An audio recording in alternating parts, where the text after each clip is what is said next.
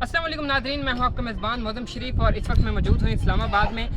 Nadreen, हुकूमत की जानिब से एक फ़ैसला सामने आया है। इस्लामाबाद में मौजूद गैर कानूनी मसाजिद जो कि गैर कानूनी जगह पर मौजूद हैं, उनको मिस्मार करने का हुक्म जो है वो जारी कर दिया गया है। हमने देखा है कुछ रोज़ कबल जामा मस्जिद मदनी जो इस्लामाबाद में मौजूद है उसको रातों रात मिस्मार करके उसका जो मलबा है हुकूमत की जानिब से गायब कर दिया गया। क्या ये सिर्फ हुकूमत का काम है या इसके पीछे दीगर जो कुव्वतें हैं वो भी शामिल हो सकती हैं?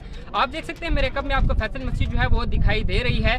यहाँ पर सवालात जो हैं वो ये जन्म लेते हैं कि ये फैसल मस्जिद जब तामीर हो रही थी तो उस वक्त ये इंतज़ामिया जो है वो कहाँ सोई हुई थी। क्या ये जो फैसल मस्जिद को मिस्मार करना इतना आसान काम है या हुकूमत की जानिब से ये मिस्मार की जा सकती है? यहाँ पर लाखों सियाह जो हैं वो महीने में यहाँ पर आते हैं यहाँ पर फैसल मस्जिद को देखने के लिए और दीगर जो मकामात है उसको देखने के लिए। और हुकूमत की जानिब से अगर ये फैसल जो मसाजिद हैं उनको मिस्मार करने का हुक्म जो है वो जारी कर दिया गया है तो क्या आवाम में ये जो फैसला है वो मकबूल होगा या गैर मकबूल होगा? हुकूमत ऐसे फैसले क्यों कर रही है? ये अजीब जो पेशरफ्त है वो सामने आई है। इसके साथ साथ हुकूमत की जानिब से एक और भी फैसला किया गया है। वो फैसला ये किया गया है कि इस्लामाबाद में मौजूद 3 जो रेस्टोरेंट हैं उनको शराब की सेल करने का हुक्म जो है वो जारी कर दिया गया, यानी कि उन पर कोई पाबंदी आयद नहीं है। ऐसे फैसलों से क्या हुकूमत पर कोई प्रेशर आएगा या नहीं आएगा? आवाम में उनकी जो मकबूलियत है वो पहले ही कम है, ऐसे फैसले करने से मज़ीद कम होगी। ये सवालात जो हैं वो जन्म ले रहे हैं। इन तमाम सवालात के जवाबात तलाश करने के लिए देखिए अगले व्लॉग में।